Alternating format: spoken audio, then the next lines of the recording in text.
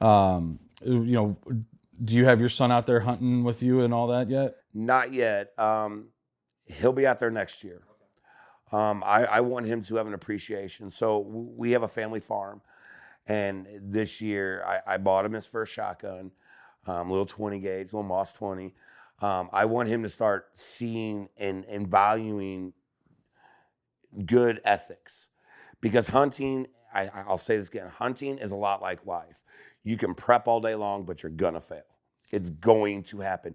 You don't go out to kill every time. You don't go out to see birds every time. You don't go out to see deer every time. 98% of all hunting is failure. The thing is how you pick yourself up from that failure. So he'll go next year with me because I want him to have an appreciation of it more so than he does now. Gotcha. Okay.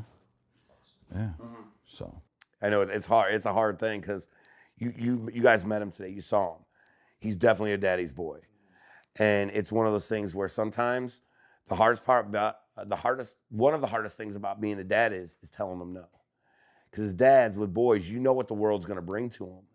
So saying no to him is the best lesson he can have, and you guys saw that with my son today. Yeah. And what are some of those things that you're doing to teach him those lessons? How are you teaching him those values, those morals, those principles, those ethics? What are you doing as a father to teach him those things? Or are you just leading by example and wanting him to see how you're doing it? Well, I think it's a mixture of a few things, because I can lead by example all day long. But my life was my life. His life is going to be totally different because I've had some success in my life. So his life's already easier by nature. So what I do is I teach him the value of $1. I teach him hard work and like, hey, dude, your room's not clean. You don't get to play your PlayStation night or whatever it may be. I teach him by lessons that I've learned, but he's already coming from a different spot. So he's already going to be biased towards it. Yeah, I have a little bit more money. Yeah, I have a little bit of this. Yeah, you can get what you want. But also I tell him when I say no, no is no. There's no way around it. Saying no for most men to their sons is one of the hardest things It's you very, can say. very difficult. It'll break your heart when you have to tell your son no, because you already, being guys in this world, you already know what kind of battles he's going to fight. It doesn't get easier. The older you get, it gets harder. So saying no to him at a young age teaches him to be a stronger individual. So I'm teaching him to be strong. We go out to the farm, we work. He picks up, he has chores he has to do. If he doesn't have the money for something, yo, dude, sorry, you got to work a little harder to get it. Does he have a better life than most kids? Yeah, of course he does. But he also realizes that could be taken away too, because life is not promised. It's a gift. And I say, you have to appreciate that along the way. I mean, how do you guys do it with your kids? Yeah, well, mine are still pretty young. My youngest is 7 months. My oldest is 2.5. And with a 2.5-year-old, we're getting to that time where he's being argumentative. He'll tell you no. When you ask him to do something, it's no. But he's the part I struggle with right now is he's just such a mama's boy. And he pretty much just wants his mom for most things, and there's a handful of I've noticed that I'm just strictly there for play, and at least that's how he kind of views me. And I struggle with that because I want to be more helpful and more be able to contribute more, but he's just wants his mom for everything. Now, can I ask you a question on that? So have you ever looked at evolutionary traits of animals? Yes, sort of. Well, here's the thing though. Guys are playful. Guys are rough, but you're teaching them that they have to have a backbone. So that play right now, and this comes from somebody that has studied this stuff for a long time, play right now that you're giving him, most kids are mama boys up until about 4 or 5. And the reason for that is they want that collie. They want to feel that affection. They're learning that. They're sponges right now. But you being that rough dad, playing with them and saying, hey, pick yourself up, kid, slapping them on the ass and saying, let's go, is teaching them a lot more than you think it is. So as you see, my son's a daddy's boy, but he was a mama's boy growing up. Once that transition happens, understand that what you're doing is you're teaching him that the world is rough. She's teaching him that there's a kind heart. She's teaching him how to treat a woman. You're teaching him how to be a man. So understand that that's happening. And in 2.5 years old, wait till he gets about 5.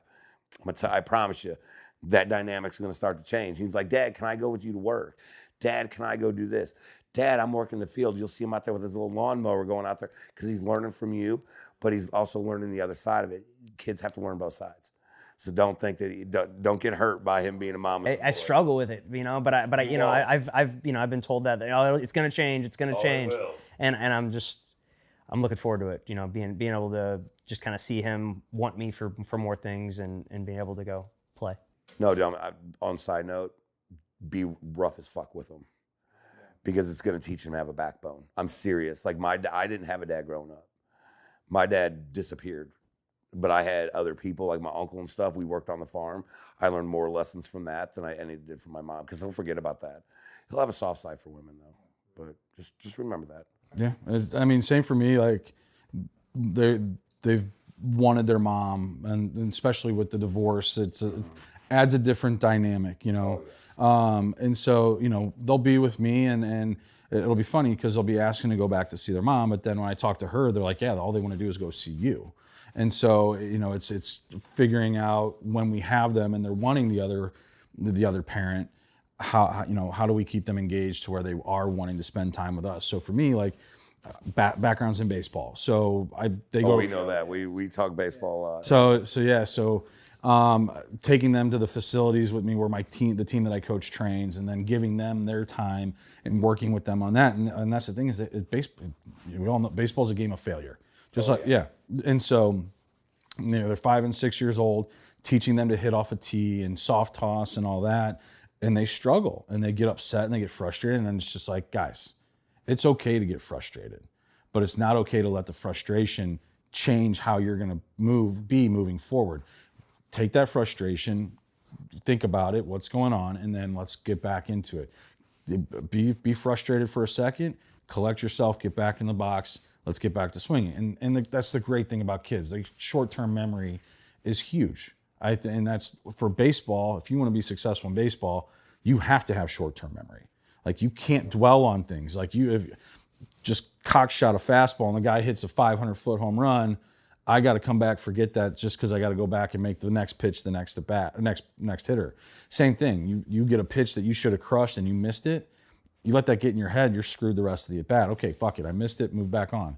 So things like that, like working with them on that, like, hey, especially my youngest. My youngest one gets a little bit more frustrated with things. My oldest one is surprisingly was pretty natural at picking up baseball, but my youngest, not so much. And so it's a little bit more work with him, but it's taking that time and ultimately not putting the pressure on. I don't want, like, honestly, if they didn't want to play baseball, cool.